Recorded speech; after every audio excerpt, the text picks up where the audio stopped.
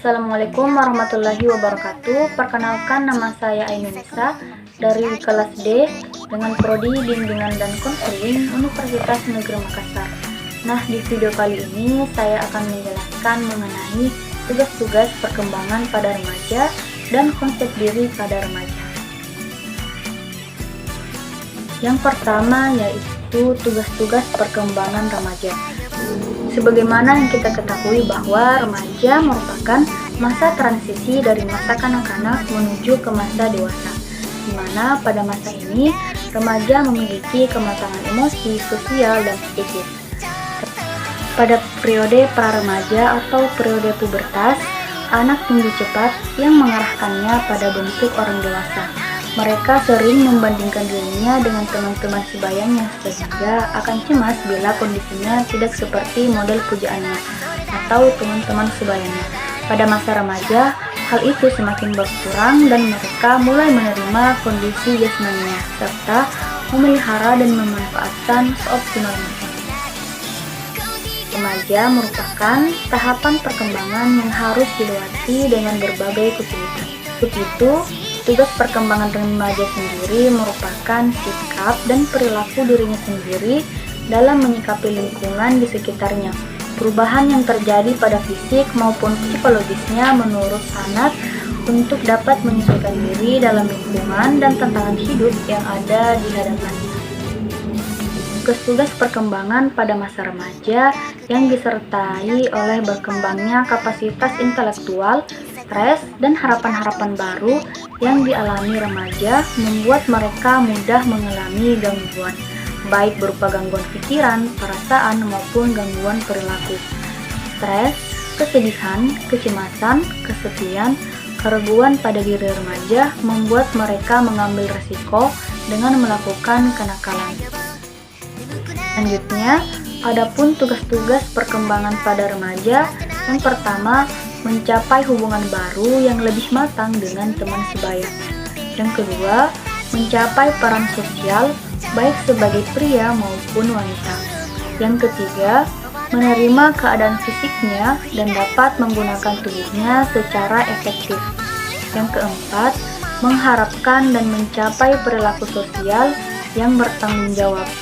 Yang kelima, mencapai kemandirian emosional dari orang tua. Yang keenam, mempersiapkan karir ekonomi. Yang ketujuh, mempersiapkan perkawinan dan keluarga. Dan yang kedelapan, memperoleh peringkat nilai dan sistem etis sebagai pegangan untuk berperilaku dan mengembangkan ideologi. Sedangkan menurut CAR, ada 6 kelompok pembagian tugas perkembangan remaja. Yang pertama, menerima keadaan jasmani. Yang kedua, memperoleh hubungan baru lebih matang dengan teman sebaya yang lawan jenis. Kematangan seksual yang dicapai sejak awal masa remaja mendorong remaja untuk menjalin hubungan sosial, terutama dengan lawan jenis. Mereka ingin mendapat penerimaan dari kelompok teman sebaya ataupun sesama jenis agar merasa dibutuhkan dan dihargai. Tanpa penerimaan teman sebaya, dia akan mengalami berbagai gangguan perkembangan psikis dan sosial, seperti membentuk geng sendiri yang berperilaku mengganggu orang lain. Yang ketiga, menerima kondisi dan belajar hidup sesuai dengan jenis kelaminnya.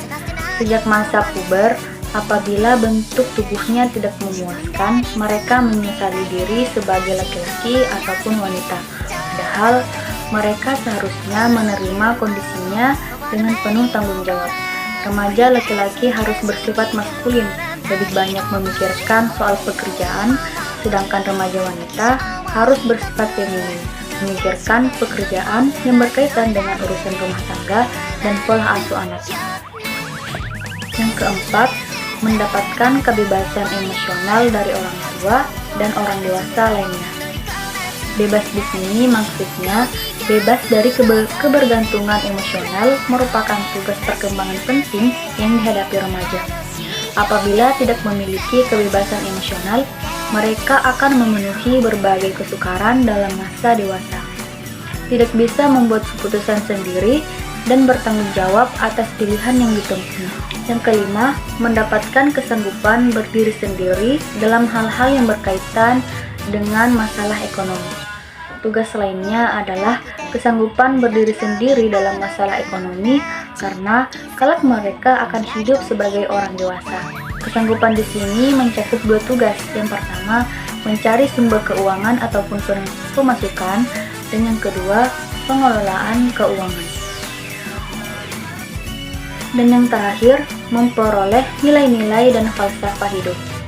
Sejumlah penelitian membuktikan bahwa masalah yang berkaitan dengan kehidupan dan falsafah hidup seperti tujuan hidup, perilaku dirinya, kekurangan dari orang lain, serta soal keagamaan menjadi daya tarik tersendiri bagi remaja.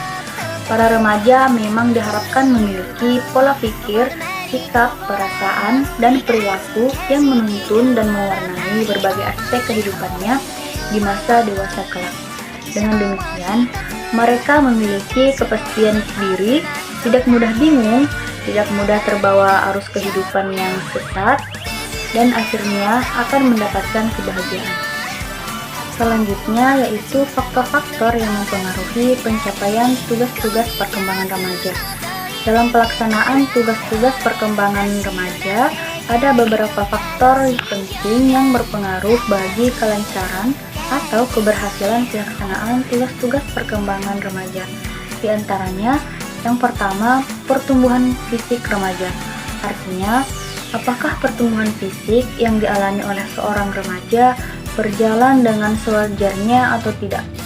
Jika pertumbuhan fisik seseorang berjalan kurang wajar, berarti terdapat kelainan-kelainan yang mencolok, maka remaja tersebut mungkin akan mengalami hambatan dalam pelaksanaan tugas-tugas perkembangannya. Yang kedua yaitu perkembangan psikis remaja. Artinya, apakah aspek-aspek yang menyangkut psikis, misalnya mental, sikap, perasaan, dapat berkembang dengan wajar, atau terjadi hambatan-hambatan atau kelainan-kelainan yang bersumber dari pembawaan seseorang yang lambat perkembangan mentalnya. Akan sangat mungkin mengalami pula hambatan pelaksanaan tugas-tugas perkembangan.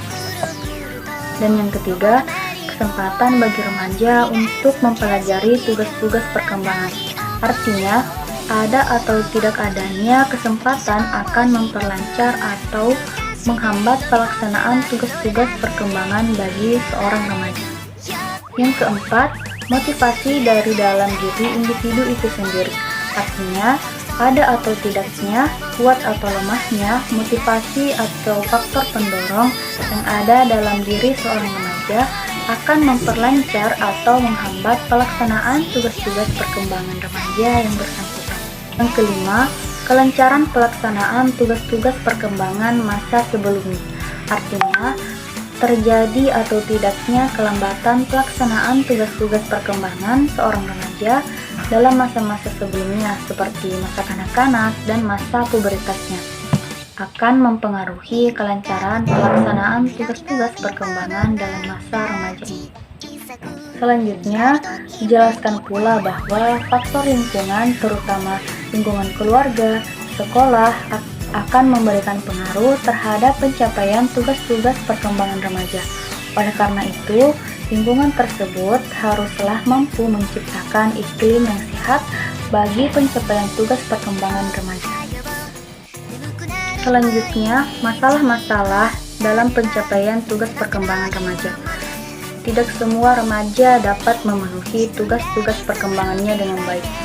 Menurut Harlock, ada beberapa masalah yang dialami remaja dalam memenuhi tugas-tugas tersebut. Yang pertama, masalah pribadi, yaitu masalah-masalah yang berhubungan dengan situasi dan kondisi di rumah, sekolah, kondisi fisik, penampilan, emosi, penyesuaian sosial, tugas, dan nilai-nilai. Yang kedua, masalah khas remaja, yaitu masalah yang timbul akibat status yang tidak jelas pada remaja, seperti masalah pencapaian kemandirian, kesalahpahaman atau penilaian berdasarkan stereotip yang keliru, adanya hak-hak yang lebih besar dan lebih sedikit kewajiban dibandingkan oleh orang tua. Adapun upaya-upaya dalam menumbuh kembangkan tugas perkembangan remaja.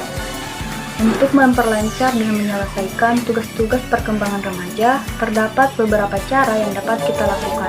Yang pertama, memberi banyak kesempatan kepada remaja untuk aktif dalam berbagai aktivitas sosial. Yang kedua, membantu mengarahkan peran remaja sesuai dengan tugasnya. Yang ketiga, membantu remaja yang melambat perkembangannya melalui penjelasan yang dapat diterimanya. Dan yang keempat, membantu remaja untuk memilih lapangan kerja yang tepat yang sesuai dengan bakat dan keinginannya. Selanjutnya, apa sih pengertian dari konsep diri? Nah, para ahli psikologi merumuskan pengertian konsep diri sebagai berikut. Yang pertama, konsep diri merupakan gambaran, pandangan, keyakinan, dan penghargaan atau perasaan seseorang terhadap dirinya sendiri. Selanjutnya, konsep diri juga berarti gambaran bagaimana diri diamati, dipersepsi, dan dialami oleh individu. Konsep diri muncul dari interaksi sosial dan akan menjadi penuntun atau akan berpengaruh pada tingkah lakunya. Konsep diri dapat diisyaratkan dengan tinggi rendahnya skor total dan konsistensi jawaban yang mencakup dimensi internal dan eksternal. Konsep diri juga merupakan pemahaman tentang diri sendiri yang timbul akibat interaksi dengan orang lain. Konsep diri merupakan faktor yang menentukan determinan dalam komunikasi kita dengan orang lain. Adapun konsep diri meliputi pandangan individu mengenai siapa dirinya sendiri. Ini bisa diperoleh dari informasi orang lain mengenai pandangannya terhadap diri kita. Adapun komponen dari konsep diri terdiri dari beberapa bagian. Yang pertama, gambaran diri. Nah, gambaran diri adalah sikap individu terhadap tubuhnya, baik sadar maupun tidak sadar.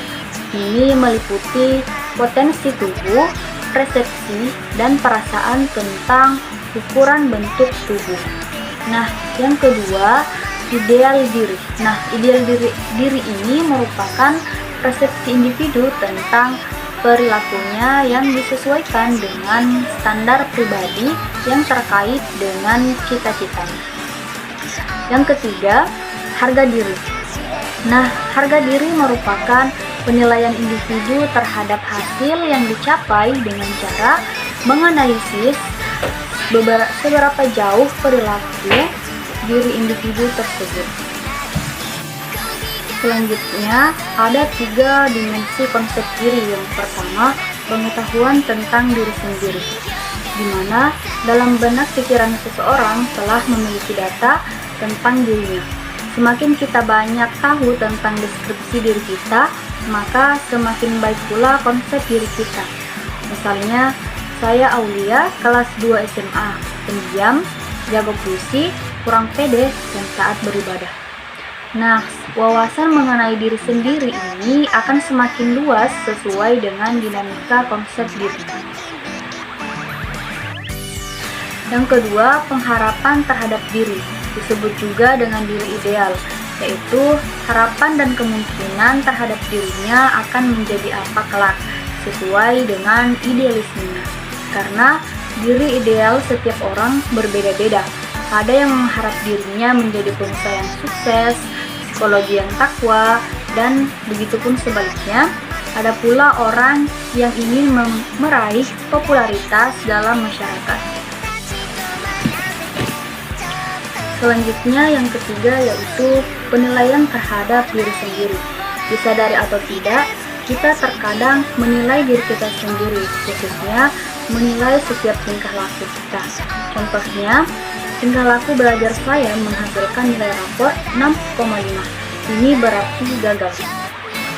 Ini karena hasil penilaian antara harapan yang ditentangkan dengan fakta yang ada dalam diri, yang akan menghasilkan harga diri.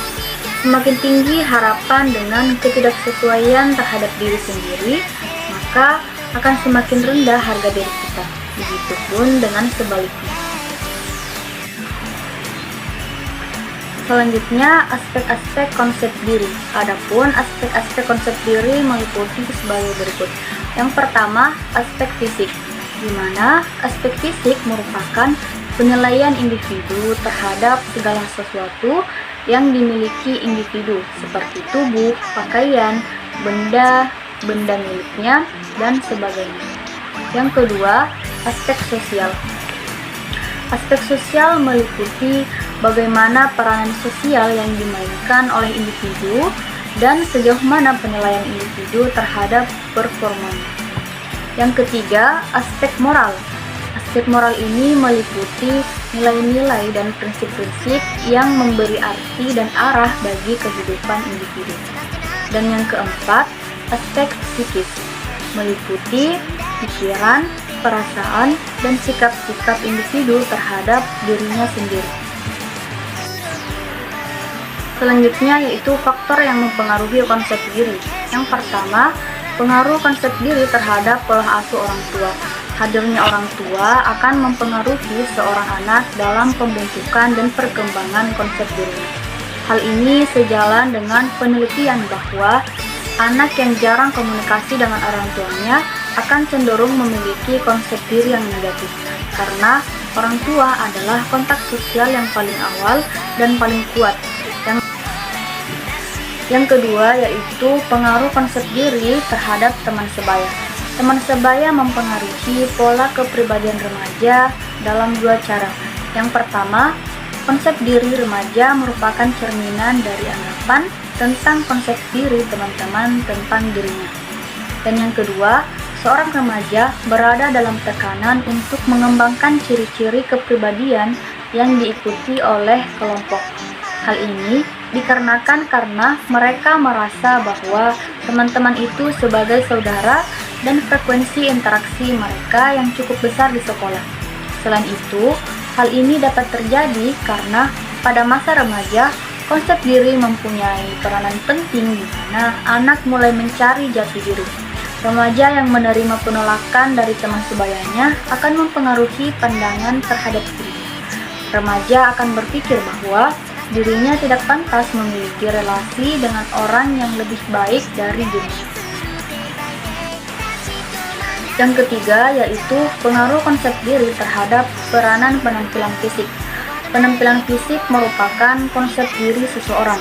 Salah satu sumber yang penting dari konsep diri adalah citra fisik.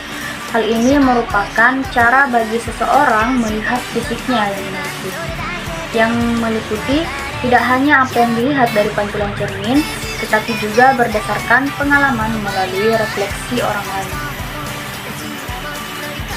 Yang keempat, pengaruh konsep diri terhadap peranan harga diri. Harga diri mempengaruhi konsep diri seseorang.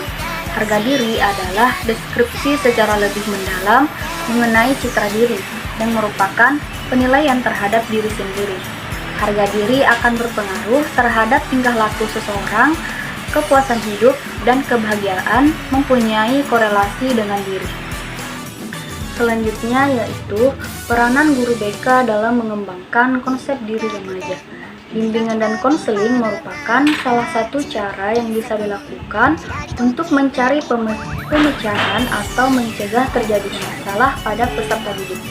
Guru yang bertanggung jawab terhadap pelaksanaan bimbingan dan konseling di sekolah adalah konselor sekolah atau yang sering disebut dengan guru BK. Bimbingan dan konseling adalah pelayanan bantuan bagi peserta didik, baik secara perorangan ataupun kelompok, agar mereka menjadi mandiri dan berkembang secara optimal, baik dalam bidang pribadi, sosial, maupun karir melalui berbagai jenis layanan. Guru BK menjalin hubungan baik dan kerjasama dengan para remaja di sekolah untuk dapat membantu remaja dalam mengembangkan konsep diri yang mereka miliki. Karena dengan konsep diri yang baik akan mempengaruhi segala kegiatan yang terjadi di sekolah, baik itu prestasi siswa di sekolah, pergaulannya, dan lain-lain, agar remaja tidak merasa terasingkan di lingkungan sekolahnya. Seperti yang kita ketahui, sekolah merupakan rumah kedua bagi para siswa-siswanya.